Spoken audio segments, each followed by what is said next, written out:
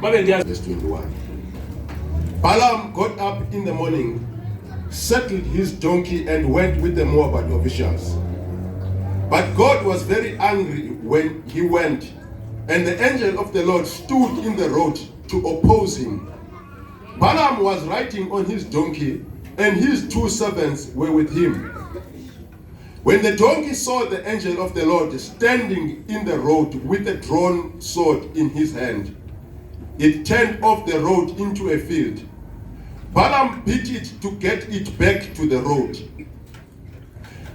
Then the angel of the Lord stood in a narrow path through the vineyards with walls on both sides. When the donkey saw the angel of the Lord, it pressed close to the wall, crushing Balaam's foot against it. So he beat the donkey again. Then the angel of the Lord moved on ahead and stood in a narrow place where there was no room to turn, either to the right or to the left. When the donkey saw the angel of the Lord, it lay down under Balaam, and he was angry and beat it with his staff. Then the Lord opened the donkey's mouth, and it said to Balaam. Then the Lord opened the donkey's mouth. uThixo wavula umlomo wedonki. uThixo wavula umlomo wedonki. Wavula uThixo umlomo wedonki. Yes. It said to Balaam, Yathi kuBalaam, what have I done to you to make you beat me these 3 times?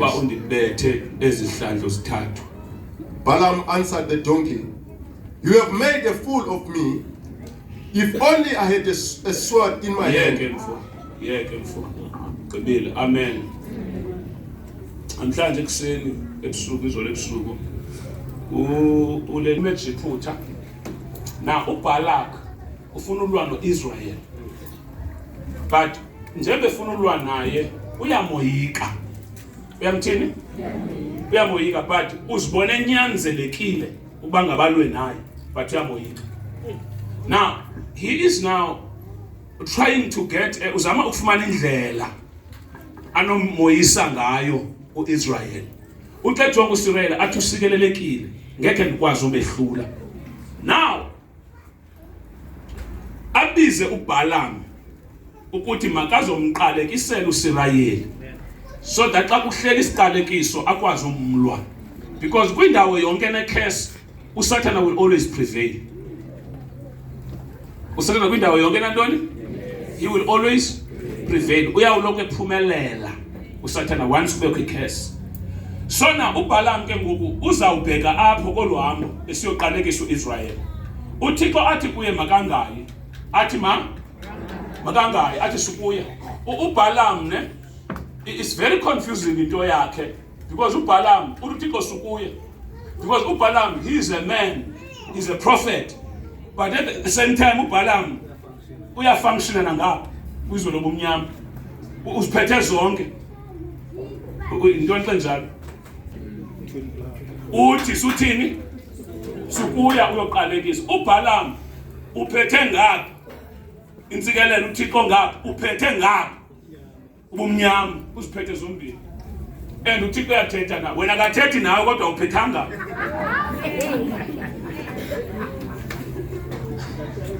Hey, what's up? There is a sense. Now, ndiyahalela ke nikhule kumazwini uThixo. Nikhule kumazwini uThixo.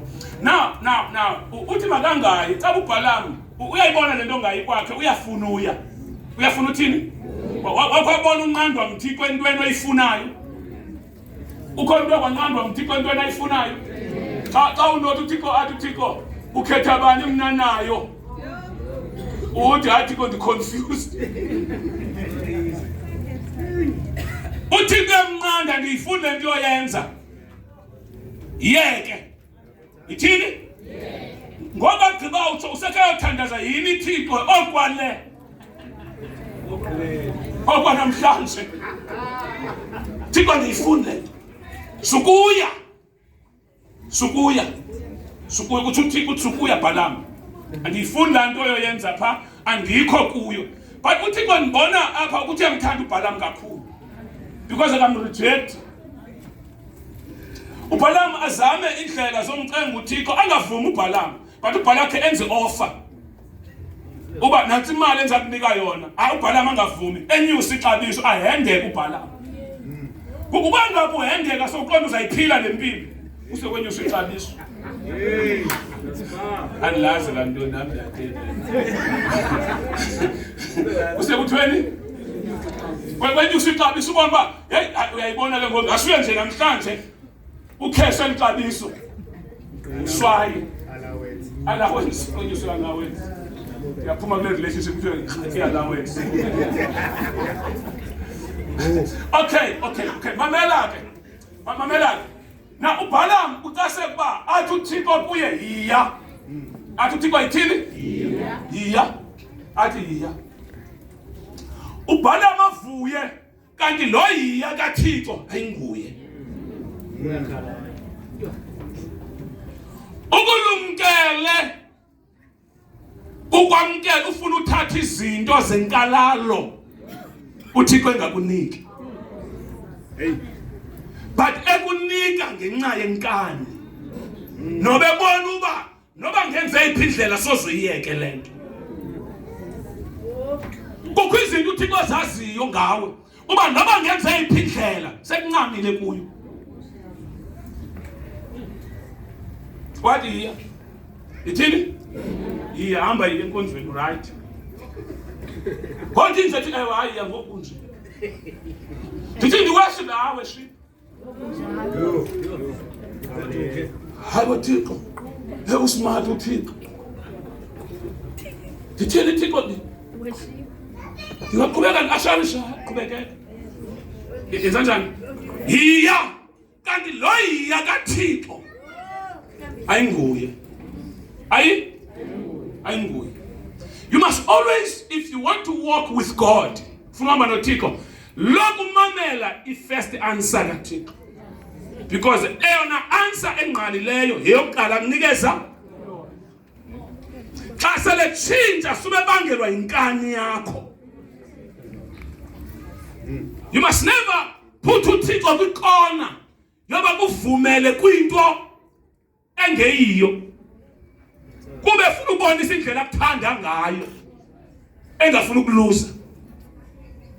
So wathi hamba ngenye imini uIsrael uThixo umnika imana umnika basentlango xhokolami basentlango entlango umnika imana uIsrael undermine imana iprovision kaThixo akayifuna iundermine amaxesha amaninzi siyas undermine into eziprovidwa nguThixo sifuna izinto eziprovidwa inyama yethu le izanoThixo wayijongela phansi akayifuna bade babuze ekseni ba what is this ntoni lento bathi bayitya imana ithi iBhayibhile bafuna inyama ngenkani wabethu uThixo akizoninika inyama wabanika inyama babafuna inyama ngenkani ethubela uThixo wavuma nenyama xa vuma nenyama wathumela intaka wavusa umoya wazeza nentaka zawo intaka bazithatha bazitya ithi iBhayibhile bathi besazitya wavuka umsindo kaThixo wavuka xa bebulela uThixo kanti ngento bambulela kwinto uThixo benza enye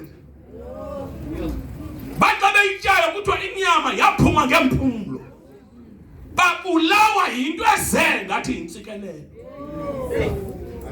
kanti iziswe yinkani yomuntu nayo isuka kuThixo. Ndaba zayiphinda njani ngoku lento le kase ni uTaspa ngoni uTaspa kwithi iza mfanisi namana nedlala kamandi khabathi nje Mia bathi besayitya inyama berejecta iprovision kaThixo imana bayi-undermine bayixakisa baxa bethatha le bona bacimba bayifuna uThixo banikile kanti yiliza babulala bathi beyitya wavuka umsindo. Kukho izinto eziprovoke umsindo kaThixo zize ngathi intsikelelo kanti imiphumela yenkani zethu Inkani iyajika, iyakwazi ujika. Ube ucibuna la kuthola stubborn faith kanti inkani uThixo akayifuni lento. Kayifuni uThixo lento. Kayifuni. Kukho relationship ezingafunwayo nguThixo. Thixo kayifuni le. Kayifuni. But ube kuyo but uThixo kayifuni. And ayithi kubi kuyo uThixo. And akazi ujika qethe lo. Uyathi wakaqinise no athi khawuza ufa kuyo. Now uBalaam, coming back to my story, uBalaam now usedonkini. Uyahamba. Uyathini? Uyahamba. uThixo enze ilinge lokugqibela. Athoba isithunywa. Siyoma endleleni kaBalaam. Sibe siphethe iqele. Sime pha. Indoda engangokuba ifuna lento ithe yavaleka amehlo.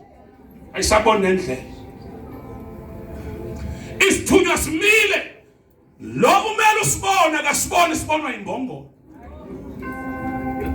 Khona icawe. Amen. Amen. Ngithi isithunywa simile. Simele uba sibonwe isithunywa. iBhayibheli akhonto yazi yonke isithunywa. Umuntu omele ukwazi ukuthi endlela nimelanga ihamba. Akayiboni. Do you know bakho indlela abantu abazihamba inkani? Abazihamba inkani. Inkani. Kukho abantu izinto abazenza inkani. And God is not there. But you are forcing God ukuthi amkele into isibhalo esingayifuni. Amen. Na uthetha ubuphakathi isithunywa simile. Imbongolo yasibona yema imbongolo. Ekumeni kwayo yalala. Yalala phansi.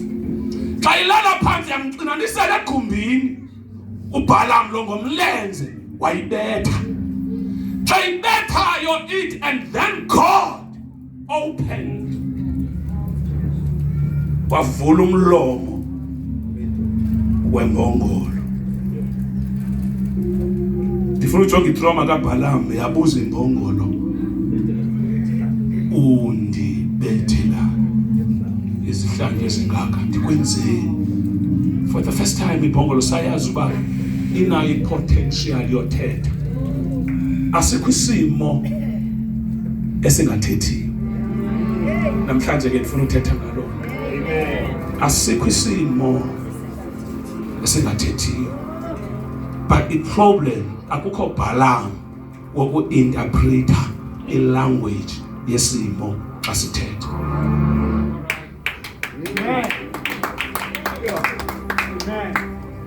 Asikho isimo esingathethiyo. Asikho. When uBalaam engasamva uThixo, engaseva nesithunywa, engaseboni nesithunywa, ehamba because uthenjiswe i-greatness. Because according to imbi njenge-promise, umuntu othenjiswe into angenza nantoni. Lothenjiswe into. I-promise is dangerous. Kukho abantu abenza into ezinkulu ngenxa ye-promises abazinikiweyo. Uthenjiswe ngemali uhamba against the will of God. Because kunale promise ayinikeziweyo. But xa uyenzile nanku umvuzo. So now uthele njalo imbongolo yavula umlomo yathetha. Yayithetha imbongolo xa ithetha imbongolo ayathetha ngokwe-language eqhelekileyo. But bafuneka uBalaam akwazi u-interpreta. Nova i-language yembongolo because imbongolo zange yathetha before. Kodwa kunto ayithethayo ithi iBhayibhile lesiXhosa undibethelana. Undibethelana. Wabuza omnye, sethiwe libethe imbongolo. Undibethelana. Uyaba nokushwabanisa undibethelana. Uthome imbongolo ndakhe ndayenza lento. Ungibona ndiyenza namhlanje. Le behave uyibonayo. Wakho ayibona kum. Uthi usibona isithunywa. Soba lendlela ithathayo ayifunwa nguThixo. Lendlela ubhizi kuye ayifunwa ngubani? Cela ummelwane wakho indlela engafunwayo nguThixo apha kuwe. Cela bakho indlela engafunwayo nguThixo apha kuwe. Kukhona umkhubo lapha kuwe ungafunwayo nguThixo.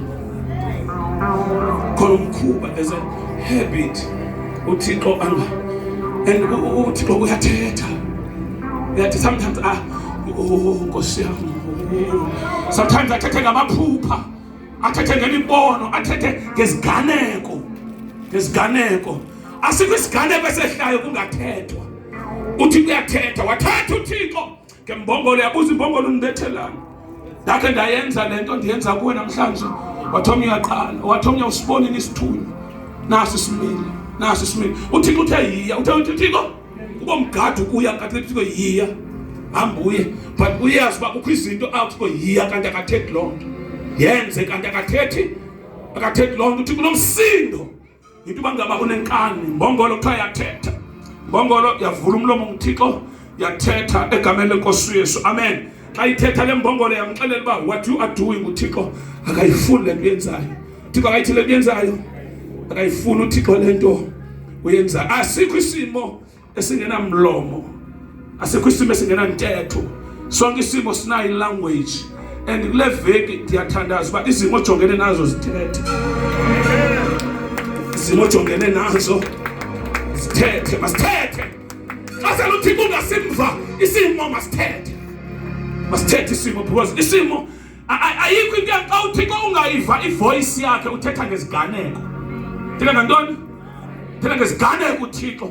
Uyakwazi uThixo uvuka ekuseni athi ungaye endaweni ethile uzawulimala. Uthi ongeva loo nto athethe uThixo. Ithi imoto uzawuhamba ngayo ifinga start. Imoto ifinga thini? But iproblem yakho into uba awukwazi uinterpreta ilanguage esemotweni uba uyanqandwa.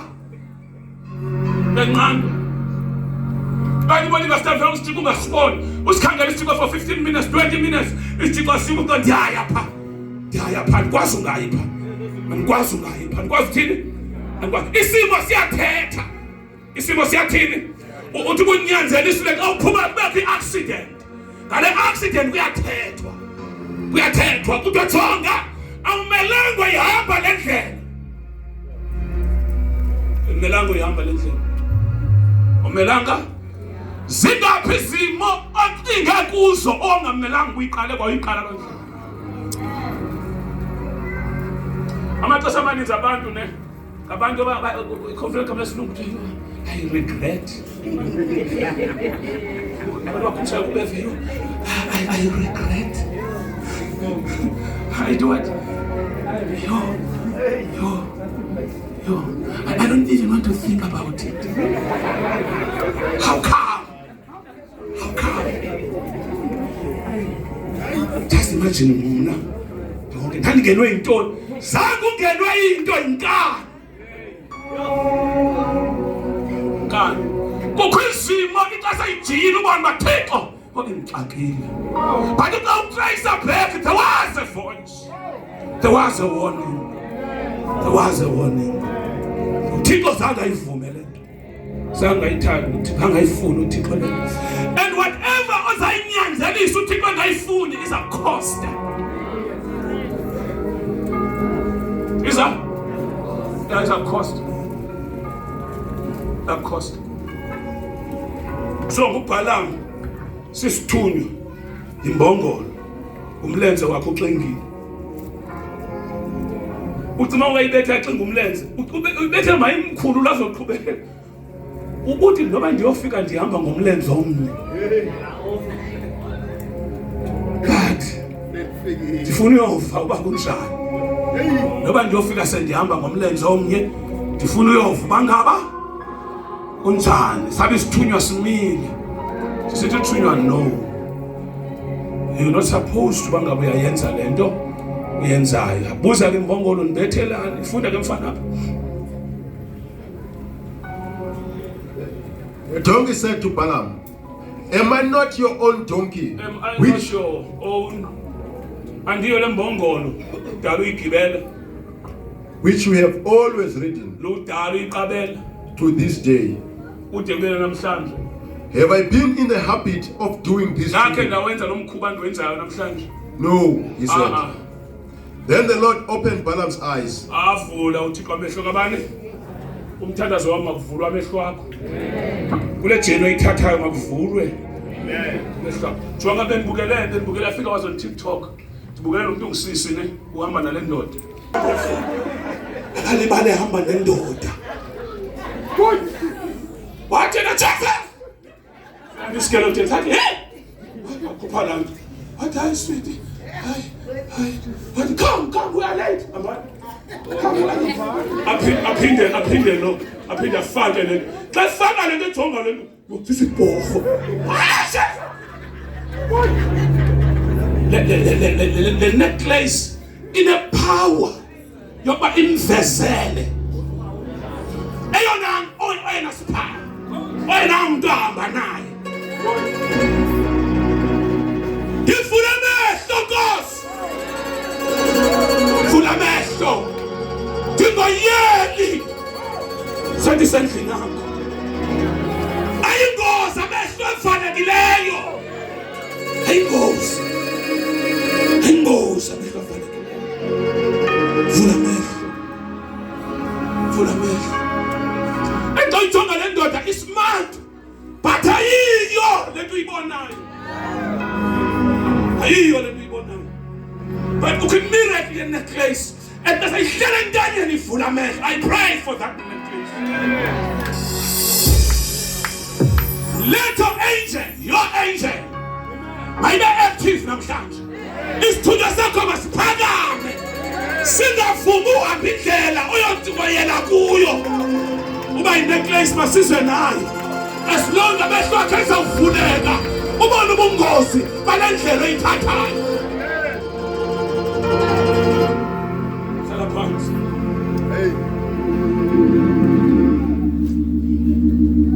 my people are perishing because they lack knowledge bantu bami bayatshabalala baselulwa so ajike lo mntana abesefika kule ndoda athi excuse me ngicela uyontsonsa thonyolo yathi le mina ixesha ngicela uyontsonsa uyapanika ngokuthi come let's go man come ndiyathandaza abantu ngumntsonto manje ngumntsonto kulo jini hawu Nkosi yami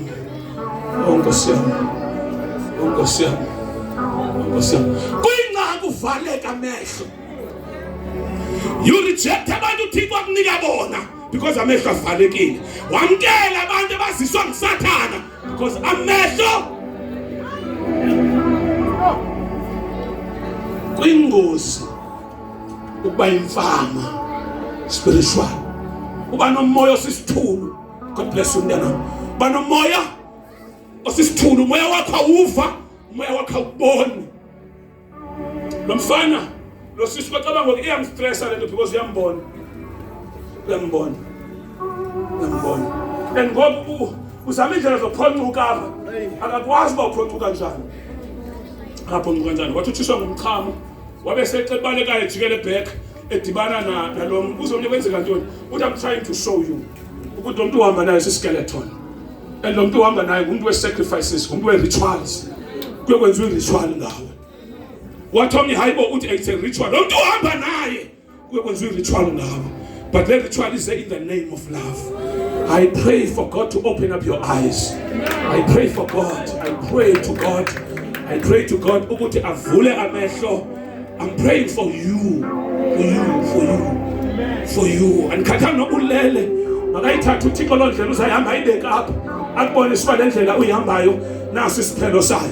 That decision omalunga noyenza uthi I don't know mama uthini kodwa kusigqibo efuneka ngisenzile egameni likaJesu waseNazaretha kukho izigqibo oyakusola ngazo sosenzile uthi wawuphi Thixo wayekhona uThixo kodwa sabe we understand the language. Now we understand the language. Namhlanje ungacimba life unfair kwabanye abantu but ufumanise uba uThixo wazama ucommunicate. Not bonke abantu abeze empilweni yakho basuka kuThixo. Ikhontawu. Not bonke abantu abeze empilweni basuka phi? Abanye shabanye abadeploy. Hallelujah. Abanye shabanye bathini? Yeah, ufumanise uba muntu we-enemy ngowe you are in partnership no Chaba buza ukuthi asiyofika njani kwi-leadership kaYesu lingcono igqirha eliphaka kude uthi ulitshate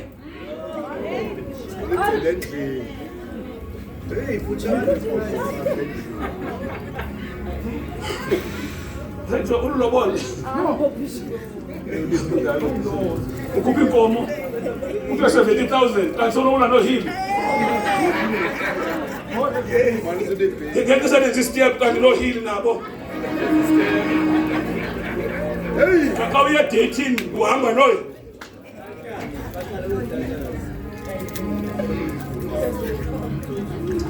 Now listen.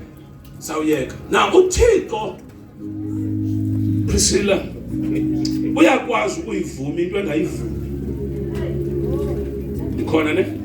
Uyakwazi ukuyivuma esithi xa ivumayo sibone.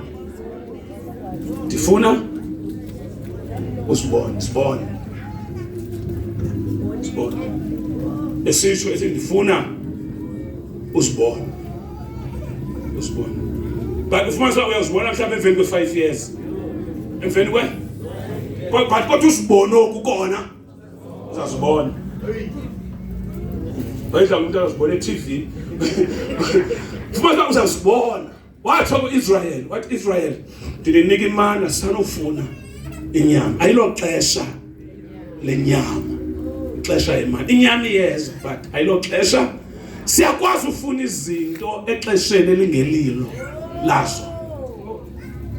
Lento uyifunayo yiyo but ayilo xesha awulungiswanga for yona ngoku. So now isimo nditheka uthi kuyathetha ngesigane kuyathetha ngantoni? Isigane kwentoni in English event ne? Yeah, events. Uyathetha nge-event uthi kwenzeka isiganeko kanti eso siganeko it's a language. It's a supernatural, it's a divine, it's a language of God. Kunento azama ukuyicomplicate. Awukuyiklinge come conclusion. Lokho ingxaki iphinda. Nawe uphinda mistake A1 sibuza. Why? Sibuza why uDom kangaka?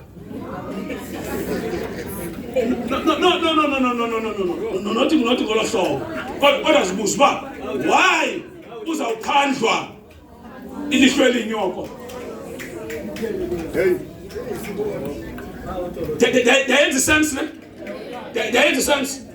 So basibuze why? Why you attract abantu abanje?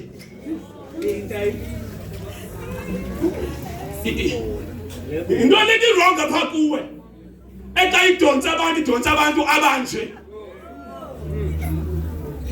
Ukuthele ntona umuntu omtsalayo umuntu ozokuhethisha. Ndenze umzekelo. But afuna ukhona babuza lo mbuzo. Uba uthele nto xa ungena it's either a relationship but ulokuse trapping. Apha kuwe yintoni le yenza umdla kwabantu abalolu hlobo. Kwavela umuntu wacela inamba kulolu hlobo. Andazi nami kodwa kulolu hlobo.